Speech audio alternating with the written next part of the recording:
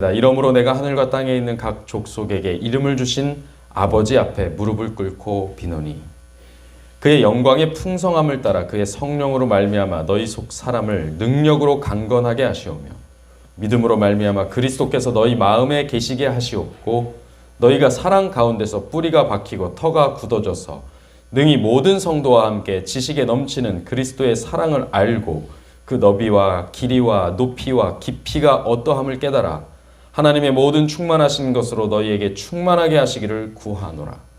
우리 가운데서 역사하시는 능력대로 우리가 구하거나 생각하는 모든 것에 더 넘치도록 능히 하실 이에게 교회 안에서와 그리스도 예수 안에서 영광이 대대로 영원 무궁하기를 원하노라. 아멘. 에베소서 3장 14절로 21절의 말씀인데요. 이 문장 자체로 하나의 정말 훌륭한 설교입니다. 사실은 이 자체로 오늘 말씀이 끝났다고 정리할 수 있겠습니다. 그러나 이제 오늘 이 말씀을 저는 우리가 가진 직업과 좀 연결을 지어서 우리가 가진 이 일과 연관을 지어서 조금 적용하고 해석해 보는 시간을 갖고자 합니다.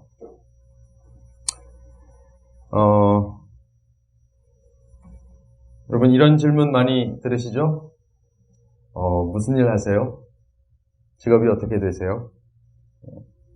근데 이 질문은 우리가 주로 첫 만남에서 많이들 하는 질문입니다. 혹시 하시는 일이 어떻게 되세요? 그런데 무슨 일 하세요? 라는 이 질문은 가만 보니 당신은 누구세요? 라는 질문하고 같은 것이다 라는 생각이 듭니다. 인생 질문 중 하나인 인생 질문이 뭐가 있어요? 제일 첫 번째 질문. 나는 누구인가? 이것이 모든 사람이 가는 인생의 첫 번째 질문 아니겠습니까? 나는 누구인가? 어디서 왔는가? 또 어디로 가는가? 어떻게 살아야 하는가? 이런 질문들이 인생 질문들이죠. 모든 사람이 공통적으로 하는 질문들일 것입니다. 그 인생 질문 중 하나인 나는 누구인가에 대한 답이 이제 요거 질문에서 연장선에서도 나올 수 있는 것입니다. 일이라는 것. 이것은 단순히 의식주를 해결하고 교육을 시키고 곤란을 대비하기 위하여 우리가 하는 것. 그렇게 그것을 위해서 직업을 갖고 있는 줄만 알았는데 가만히 보니 이 내가 하고 있는 그 일, 그것이 곧 나를 이루는 중요한 요소더라 하는 것입니다.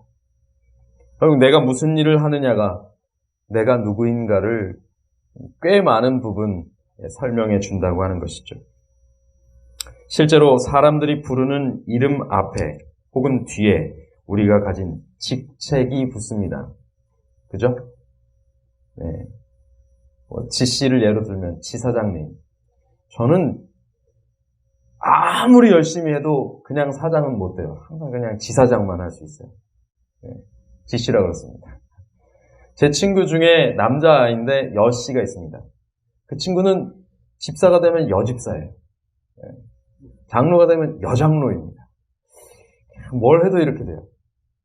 어쨌든 직책이 그 사람을 구성한다는 얘기를 하고 싶은 것이죠. 그냥 직책으로만 부르기도 합니다. 저희 교회에서 목사님 하면 저 한 사람입니다. 그래서 굳이 지성은 목사님이라고 이름을 부르지 않아도 목사님하고 어디서 부르면 제가 먼저 돌아보게 되죠. 저는 그냥 직책으로 불려도 그냥 저입니다. 직책. 그것이 곧 나. 그것이 이 사회가 보는 나인 것이죠. 그래서 사람들은 일이 그렇게 지겨웠음에도 불구하고 정말 평생 일하는 게 너무 지겨웠음에도 불구하고 막상 실직을 하거나 퇴직을 하게 되면 매우 큰 상실감을 느끼게 되는 것이죠. 또 최대한 빠른 시간 안에 그 감정을 잘 해결할 방법을 찾지 못하면 끝없이 우울하거나 무기력한 상태로 빠져들기도 하는 것입니다. 왜냐하면 나를 잃어버렸기 때문이죠. 그러므로 인생을 살면서 뭔가 나의 일, 나의 역할 이런 것들을 찾는 것은 굉장히 중요한 것입니다. 영어로는 job 혹은 role이라고도 말합니다. 그러나 대부분의 사람들이 아마 일이라는 단어만 들어도 스트레스 수치가 쭉 올라갈 것입니다. 취업을 하는 일부터 전쟁이죠. 취업을 하고 나면 성과와 연봉 때문에 또 예민해집니다. 직장의 상사나 부하 직원과의 관계에서 또 대립각이 서기도 합니다. 거래처와의 문제가 생기기도 하죠. 승진 혹은 퇴출의 압박을 받기도 합니다. 그런 것들이 일하면 스트레스를 쭉 올려주는 원인이 되곤 하는 것입니다. 대표적인 이유죠. 자영업을 하는 사람들은 사회적 이슈 등에 따라서 시시각각 어제 다르고 오늘 다른 이 월 수익, 이것도 고민입니다. 그래서 어쩌면 그렇게 일에 시달린 그리스도인들은 하늘을 소망하면서 아마 천국에는 일이 없을 거야. 천국에는 일이 없어요. 막연하게 소망할지도 모르겠습니다. 그러한 기대에 찬물을 좀 끼얹는 말씀을 드리자면 사실 일이라는 것은요, 범죄 전부터 있었던 것입니다.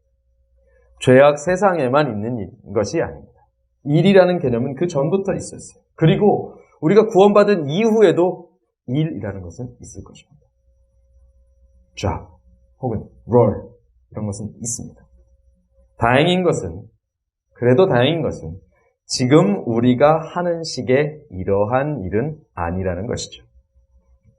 이번 주는 뼈그맨이라는 제목으로 어떻게 하면 노동에 대한 성경적이고 건강한 개념을 가지고 삶을 살아갈 수 있을지 살펴보려고 합니다. 오늘 설교의 제목은 뼈그맨입니다. 그래서 많이 들어본 말씀이죠. 단어죠.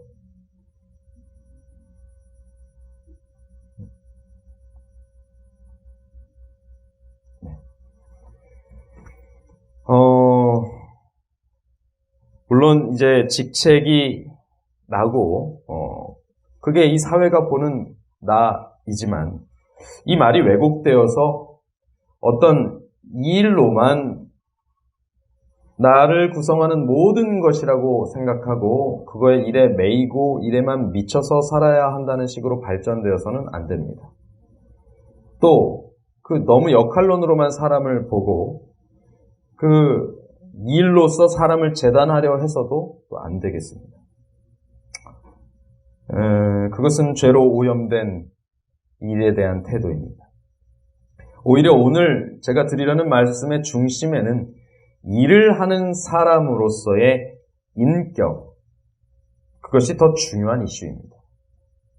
그러니까 일로서 사람을 재단하려는 게 아니고요. 인격을 재단하는 게 아니고요. 일을 하는 그 일에 있어서 일을 대하는 그 사람이 가지고 있는 인격 그 자체를 저는 더 중요하게 본다는 말입니다. 실제로 성경은 그것을 강조하곤 합니다. 그래서 우리는 오염된 태도가 배제된 순수한 인간 본연의 역할, 거기서부터 생각해 보려고 하는 것이죠. 죄와 관계되지 않은 죄의 오염이 없는 일 혹은 역할이란 무엇일까요? 자, 조금 근본적인 고민에서부터 한번 출발해 보겠습니다. 창조주께서 이 죄 이전부터 우리에게 부여하신 섭리 속에서 우리는 어떤 일을 해왔고 해야 하며 또 하게 될 것인가? 죄의 역사가 끝나고 그것에 의해서 영향을 받지도 손상을 받지도 않은 일과 직책이라는 것은 어떤 것일까? 하나님의 자녀라는 권세를 가진 삶은 본래 어떤 직책인 것인가? 이것을 한번 고민해 보고자 합니다. 아마도 그것은 지금 우리의 일처럼 먹고 마시고 교육하고 혹은 내 권리와 명예를 위해서 그것을 유지하기 위해서 하는 그런 방편, 그것과는 관계가 없는 것이든지 적어도 거기에 얽매인 것은 아닐 것입니다. 그때의 일이라는 것은. 오히려 그때의 일이라는 것은 하나님과의 관계를 확증하고 그분이 맡기신 사명과 은사와 재능을 활용한 그 행복의 기회, 그것으로 활용이 되었을 거예요. 그렇게 생각한다면 일에는 하나님께서 바라시는, 하나님께서 사람이 살면서 발견하고 깨닫기를 바라시는 무언가가 안배되어 있다고 생각할 수 있습니다. 자, 어떤 것일까? 일 속에 두신 하나님의 안배는 무엇일까? 첫 번째, 함께 같이 읽어보겠습니다. 시작. 자기 효능감, self-efficacy라고 하는 이것은 자기가 어떻게 어떤 의미를 가진 사람인가, 어떤 이것도 사회 속에서 느껴지는 감정인데, 내가 그 집단 안에서 어떤 의미가 있는 사람인가, 나는 과연 의미가 있는 사람인가, 그들에게 필요한 사람인가라는 것입니다. 함께 읽어보겠습니다. 신명기 16장 15절 시작. 내 하나님 여호와께서 내 모든 소출과 내 손으로 행한 모든 일에 복 주실 것이니 너는 온전히 즐거워할지니라. 사람은 그가 실행하는 무언가를 통해서 자신이 의미 있는 사람이라고 믿는 바로 이 자기 효능감을 갖게 됩니다. 달리 말하면 하나님은 우리에게 손으로 하는 일을 주셔서 우리로 하여금 성취감과 기쁨을 얻게 하셨다는 말입니다. 혹 처음에는 나의 유익을 위해서 시작한 일이라 할지라도 마침내 그 일이 다른 사람에게까지 그 유익을 끼치고 덕을 끼치고 복을 끼치는 일이 될 때, 그리고 그 속에서 내 손으로 하는 일이 가진 목적과 의미를 찾아갈 때, 그럴수록 자기 효능감이 극대화된다는 것입니다. 한마디로 그거죠. 좀 고생되지만 살맛나. 뭐예요? 나 사는 거 의미가 있어. 재미가 있어. 신이 나. 내가 뭔가를 해주는 것이 이렇게 좋은 효과를 내고 있어. 자, 두 번째는 자기 발전성과 상호 보완성. 같이 한번 읽어볼까요? 시작. 자기 발전과 상호 보완성입니다. 하나님의 영을 그에게 충만하게 하여 지혜와 총명과 지식과 여러 가지 재주로 정교한 일을 연구하여. 자, 뒷부분 같이 읽겠습니다. 시작. 내가 지혜를 주어 그들이 내가 내게 명령한 것을 다 만들게 할지니. 여러분, 이게 어디 장면이죠? 성막과 또 그 안에 기구들을 만드는 장면입니다. 구속의 청사진으로 주어진 이 성막은 그 양식과 재료 선정은 물론 그것을 짓는 능력까지 다 하늘로부터 공급이 되었습니다. 그런데 그 재료를 선정하는 것은 하늘로부터 왔을지라도 그 재료를 준비하는 것은 누가 준비하게 돼 있어요? 네? 이스라엘 백성들이 준비하게 돼 있습니다. 하나님의 영감에 감동된 자들의 봉사를 통해서 성소와 기구들이 여호와의 명하신 대로 지어져 갔습니다. 맞습니까? 네. 그것은 한두 사람이 한다고 해서 한 노력을 통해서 이루어진 일이 아니에요. 가장 아름다운 결과를 내기 위해서 은사를 가진, 하고자 하는, 또 무언가 그 성소를 짓기에 맞는 재료를 가진 모든 사람들이 이 봉사에 다 동원이 됐고 최선의 노력을 기울일 수 있도록 각 기술을 또한 그 사람들에게 가르쳐주고 또 전수하는 과정도 포함되는 것입니다. 바느질을 조금 손재주가 있었다고 해서 그냥 시킨 게 아니고 이것은 이렇게 하는 거라고 꼼꼼하게 누군가가, 정말 전문가가 가르쳤어요. 못 박는 것도 나 좀 일가견이 있어 하는 사람들 그냥 데려다 쓴 게 아니고요. 그 사람들을 데려다가 똑같이 일관되고 아주 정제된 그런 모습으로 이 성막을 만들기 위해서 훈련시킨 것이죠. 여러분, 그렇다면 우리에게는 어떤 봉사를 위한 은사가 주어졌을까요? 우리의 은사는 어디에서 가장 빛을 발할까요? 주님께서 계시해 주신 구속의 큰 그림을 우리는 보고 살고 있나요, 지금? 지금 구속의 청사진을 만드는, 이 성막을 만드는 그 일에 이스라엘 백성이 동원되었다면 오늘 우리는 구속사 그 자체의 그 큰 그림, 성경을 통해서 주신 그 그림을 우리는 볼 수 있냐 이것입니다. 또 혹은 그 그림의 어떤 부분이라도 보았는가? 그렇다면 여러분 무엇을 보았든지 여러분 눈에 보인 그것을 보인 대로 하나님께서 보여주신 대로 행하면 될 것입니다. 가르쳐 전수하고 탁월하게 발전시켜야 합니다. 교회의 어른들은 바로 그렇게 성전 안에서 봉사하고 하나님의 구속사를 위해서 헌신하는 방법을 자기가 배운 대로 자기 후배들에게 전해주어야 합니다. 그 후배들은 또 열심히 배워서 그것을 실습해보고 혹 실수가 없는지 돌아보면서 꼼꼼하게 그리고 아주 정교하게 그 일들을 수행해 나가야 하는 것이죠. 탁월해질 부분만 남은 것입니다. 우리는 이 말씀을 잘 알고 있습니다. 같이 읽겠습니다. 시작. 너희 몸을 하나님이 기뻐하시는 거룩한 산 제사로 드리라. 아멘. 여러분, 우리는 그렇게 봉사하는 가운데서 우리 자신의 역할을 깨닫고 또 발전하며 또 서로 같거나 또 다른 역할을 가진 이들과 상호 보완성을 또한 깨닫게 될 것입니다. 그래서 우리는 자기를 발전시켜 갈 것이고 또 상호 보완하게 되는 것이죠. 이것이 하나님께서 우리가 일하는 과정 속에 두신 두 번째 안대입니다. 세 번째는 이것입니다. 같이 읽겠습니다. 시작. 사명감. 그 모든 것을 포괄하는 말씀이 여기 있습니다. 자기 효능감과 자기 발전 및 상호 보완성, 이 모든 것들을 포괄하는 의미가 여기 들어있습니다. 하나님이 그들에게 복을 주시며 하나님이 그들에게 이르시되 생육하고 번성하여 땅에 충만하라, 땅을 정복하라, 바다의 물고기와 하늘의 새와 땅에 움직이는 모든 생물을 다스리라 하십니다. 생육하고 번성하면서 사람은 자신의 의미와 효능감을 깨닫고 또 후대에 물려주게 됩니다. 너희도 다 결혼해서 자식 낳고 키워보면 알게 될 거야.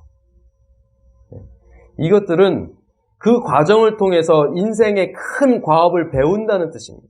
그리고 큰 의미와 그것에서 느껴지는 행복감과 특별한 하나님의 섭리를 깨닫는다는 거예요. 땅을 정복하고 모든 생물을 다스리면서 여러 요령이 생기게 되고 조화로움에 대하여 깨닫게 되는 것입니다. 그렇게 창조주를 닮은 자기 자신들을 깨닫게 됩니다. 그분의 능력이 어떻게 작용되는지를 체험하게 되고 그분의 뜻과 사랑이 마침내 그분의 뜻과 사랑이 무엇인지를 깨닫고 감동하게 되는 것입니다. 교과는 이렇게 말합니다. 같이 읽겠습니다. 시작. 창조주를 닮은 그들은 그분처럼 창의적인 노동과 애정어린 봉사에 시간을 사용했다. 창의적인 노동, 애정어린 봉사. 듣기만 해도 일하면서 이런 감정을 품을 수 있다면 참 좋겠다라는 생각이 들지 않으십니까? 우리가 너무 쳇바퀴 돌듯 살아가고 있어요. 일이 지겹고 고되다라는 느낌 많이 받는데 그 속에서 창의적인 반짝반짝하는 뭔가 아이디어들이 계속 떠오르고 그것을 희망에 차서 또 거기에 뭔가 애정을 담아서 이렇게 일을 한 경험, 이것은 참 흔치 않은 경험일 것입니다. 이처럼 죄로 인한 죽음이나 고통, 추위나 더위, 배고픔과 수치를 벗어나기 위한 애씀이 아닌 전혀 다른 형태의 노동, 이것이 본래 그리고 미래에 우리 인류가 수행하게 될 일이라고 소개하고 있는 것입니다. 그럼 꿈 같은 이야기입니다. 사실입니다. 우리는 경험해 본 적이 없으니까. 지금의 우리는 죄악으로 오염된 땅을 살아가고 있으니까요. 그러나 오늘 말씀을 통해서 일에 대한 관점이 정리되고 난 후에는 일을 대하는, 지금 현재 하는 일을 대하는 자세도 달라지게 되기를 원하게 되는 것이죠. 그러면 일을 어떻게 대해야 하는가? 노동을 대하는 우리의 자세.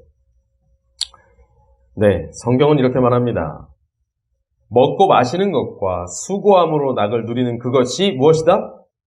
하나님의 선물이다. 그것은 수고를 낙이다. 고생이 낙이야. 젊어서 고생은 사서도 하는 거야. 라고 무작정 미화하려고 하는 말이 아닙니다. 노동 과정에서 오는 보람과 그 결과로 오는 소출 내지는 유익을 즐기라는 뜻이 되겠습니다. 1차적으로 해석하면. 왜냐하면 그것이 하나님의 선물이라고 말하고 있죠. 그죠? 그 수고함으로 오는 결과물들을 혹은 그 과정에서 오는 보람을 즐기라는 것입니다. 기뻐하라는 거예요.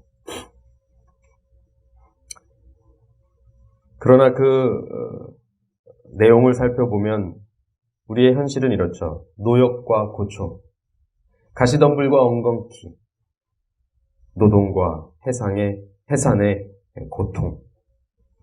여러분, 그것이 우리의 보통의 일입니다.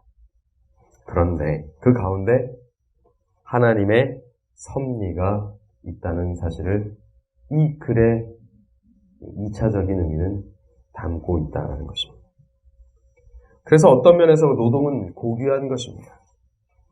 그 수고함으로 오는 것을 낙으로 받을 때, 이것을 하나님의 선물이라고 생각할 때 노동은 고귀한 것입니다. 그것이 비록 고되고 또 가진 고초가 거기에 동반되어 있다고 할지라도 말입니다. 엘렌 화이트는 이에 덧붙여서 이렇게 얘기합니다. 죄송합니다.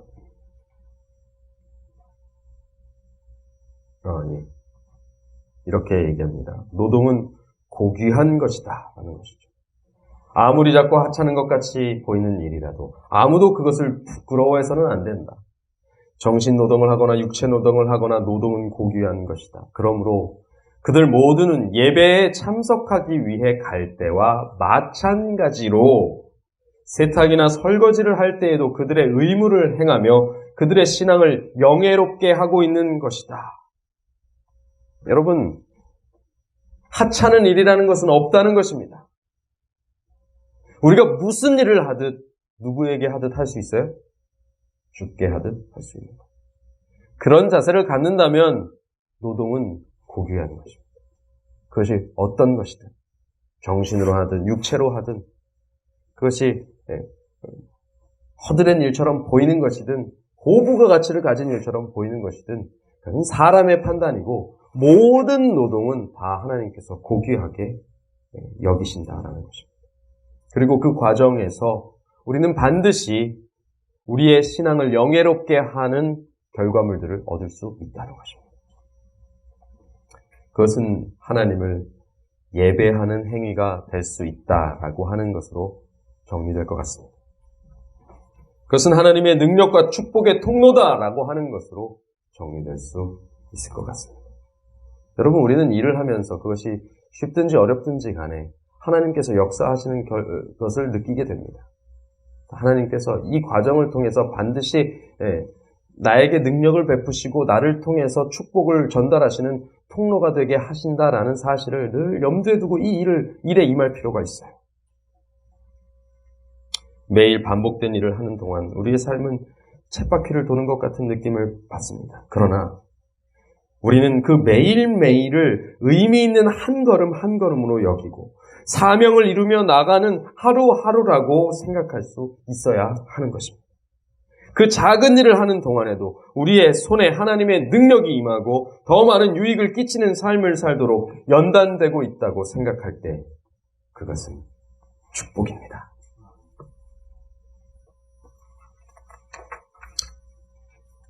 이제 결론입니다. 우리는 구속사의 성전에서 봉사해야 합니다. 이제는 눈에 보이는 성전이 없어졌습니다. 그러나 우리는 눈에 보이지는 않지만 하나님께서 이 온 지구 역사를 주관하고 계신 이 성소 제도에 기초한 구속사를 알고 있습니다. 바로 그 가운데서 우리의 봉사할 일이 있습니다. 함께 읽겠습니다. 시작. 내 손이 이를 얻는 대로 힘을 다하여 할지어다. 아멘. 광야에서 성막 건축과 봉사하는 그 일에 주어진 자원과 봉사에는 그 주어진 자원과 가용한 재원을 모든 분야에서 걸치고 살피고 활용함으로 활용하는 것이 필요했습니다. 그렇게 해서 성막이 건축됐어요. 그렇다면 우리가 이제 거룩한 제사장 된, 왕 같은 제사장 된 우리 백성들, 영적 이스라엘 백성으로 부르심을 받은 우리 그리스도인의 삶은 어떠해야 할까요? 이 구속사의 성전 봉사에서 어떻게 행해야 할까요? 하나님께서는 우리들의 은사와 그에 따른 모든 노동이 그 봉사를 위해서 활용될 수 있도록, 또 그럴 때에 자기 효능감이 극대화될 수 있도록 섭리해 놓으셨습니다. 그것은 모든 삶의 국면에 걸쳐서 그렇게 될 것입니다. 구약의 이 성막 봉사는 성막 그 자체에 제한되어 있었다면, 공간에 제한되어 있었다면, 이제 이것은 모든 삶에 다 적용될 수 있는 일로 변화된 것입니다. 크게 확장된 것입니다. 우리는 예배하는 중이든지, 우리의 직장에서 일하는 중이든지, 아니면 집에서 어떤 집안일을 할 때든지, 우리 자녀들은 엄마 심부름을 갈 때든지, 학원에서 공부할 때든지, 어떨 때든지, 모든 국면에 걸쳐서 거룩한 제사장으로 부르심을 받은 바대로 봉사할 수 있는 것입니다. 이제 오늘의 제목을 다시 한번 떠올려 봅니다. 이 뼈그맨이라는 단어가 있습니다. 이것이 사실은 이제 뼛속까지 개그맨이라는 단어예요. 뼛속까지 개그맨이라는 단어가 이제 뼈그맨입니다. 근데 제가 이렇게 들어보니까 개그맨들처럼 집에서 재미없는 사람들이 없다고 합니다. 집에서는 세상 재미없는 사람들이 개그맨들이에요. 철저하게 일과 휴식을 구별하는 것인지, 아니면 그럴 수밖에 없을 만큼 밖에서 다 쏟아내고 집에 들어갔기 때문인지 모르겠습니다만, 일반적으로 일은 가정과 좀 분리되는 것이 좋죠. 충분한 휴식이 더 나은 노동의 효율을 보장해주기도 하니까요. 그러나 거룩한 제사장의 삶은 국면마다 다른 태도와 표정을 가지고 사는 것이 아닙니다. 서로 연관되고 또 포괄되어야 하고 또 그럴 수 있습니다. 그런 일치된 그 삶을 사는 그 무대에서도 개그맨이고, 내려와서 삶 속에서도 개그맨으로 사는 사람들을 뼈그맨이라고 부릅니다. 뼛속까지 개그맨이에요. 어느 순간에도 개그를 하려고 해요. 모든 삶을 개그로 승화시키는 거죠. 그런데 저는 이 말을 생활 속 틈틈이 개그를 실천하기 때문인데, 저는 이 말을 우리에게도 적용하고자 합니다. 겉모습뿐만 아니라 뼛속까지 그리스도의 사람인 존재, 뼈그맨. 똑같은 단어지만 우리는 다르겠습니다. TMI라는 단어가 있어요. 이게 사회적으로 쓸 때는 too much information 해가지고 너무 잡다한 정보들을 많이 알고 있거나 그것을 말하거나 그것이 돌아다니는 현상을 이야기합니다. 그런데 우리 교단에서는 TMI를 다르게 씁니다. 뭐라고 하죠? Total Member Involvement라고 합니다. 그게 뭐예요? 전 성도가 다 함께 동참해서 하는 운동이라는 거예요. 전 성도의 삶이 다 동참된, 삶 전체가 동참된, 삶의 구석구석에 일어나는 모든 일이 다 동참된 그런 복음의 삶을 살자는 뜻이죠.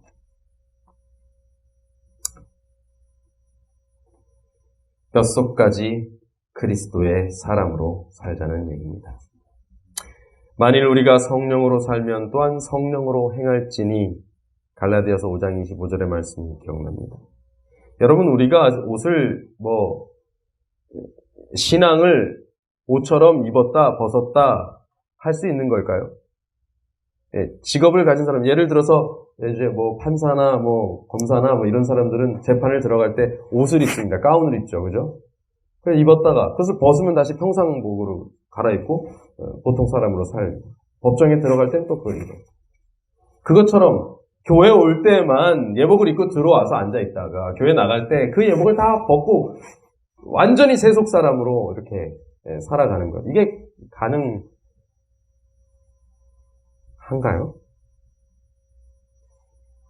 어떤 면에서 가능하네요. 그런데 그래도 될까요? 우리가 그렇게 살아도 될까요? 혹 상황을 따라 그런 척을 할 수 있을지는 몰라도 그것은 마침내 나의 신앙 혹은 불신앙의 상태를 분명하게 결국은 드러내고 말 것입니다. 옷처럼 잠깐 입었다 벗었다 하는 것은 신앙이 아닙니다. 교과는 이렇게 말합니다. 영적인 사람이란, 읽겠습니다. 시작. 자신의 삶의 방식에서 성령의 열매를 나타내는 사람. 자신의 삶의 방식에서, 이것을 좀 강조하고 싶어요. 자기가 살아가는 방식 그 자체에서 성령의 열매가 드러나는 거예요. 어떤 순간 잠깐 반짝하고 드러나는 게 아니에요. 그냥 그 사람은 그냥 사는 방식이 그런 거예요. 이것은 옷처럼 입었다 벗었다 할 수 있는 게 아닙니다. 그냥 내가 살아가는 방식이에요. 여러분, 우리의 삶이 그렇게, 우리의 삶의 방식 자체가 뼈그맨이 되기를 축복합니다. 네, 성령이 우리의 삶의 방식을 결정하고 계신 건 맞습니까? 우리가 가진 삶의 방식들은 성령과 소통하는 삶인 것입니까? 성령과의 동행을 증명합니까? 우리의 얼굴에 떠오른 자상한 미소, 말투에 묻어나는 배려, 눈빛에 어린 진실됨, 손끝에 흐리는 친절, 발자국 소리에 담긴 신중함. 여러분, 이러한 태도는 분명 우리가 성령의 사람임을 증명하는 일이 될 것입니다. 그리고 그것은 삶의 방식으로 고스란히 더 드러날 것입니다. 운전을 할 때, 대화를 할 때, 거래를 할 때, 길을 걸을 때, 음식을 먹을 때, 청소를 할 때, 억울한 일을 당할 때, 귀찮은 일을 만날 때, 누군가를 도울 때, 영성은 우리의 삶의 방식에 드러나고 삶의 방식은 우리의 영성을 증명합니다. 성령의 열매를 우리는 우리의 영성의 결과물로 평가받게 될 것입니다. 이제 우리는 어느 때는 하나님의 사람으로, 또 어느 때는 그렇지 않은 모습으로 살아갈 수 없습니다. 뼛속까지 강건하게 되는 최고의 자기 효능감과 사명감으로 충만한 진정한 뼈그맨, 뼛속까지 그리스도의 사람들이 되어 지식에 넘치는 그리스도의 사랑을 알고 모든 노동의 현장에서 그 어떠함, 그 깊이와 그 길이와 그 너비와 그 높이를 전하며 가장 많은 이윤, 하나님 나라의 이윤이 뭐겠어요? 영혼의 소득, 영혼의 구원을 남겨서 주인께 돌려드리는 삶의 기쁨을 우리 모두가 맛보게 되기를 원합니다. 우리 가운데 역사하시는 능력대로 우리가 구하거나 생각하는 모든 것에 더 넘치도록 능히 하실 이에게 교회 안에서와 그리스도 예수 안에서 영광이 대대로 영원 무궁하기를 원하노라. 아멘.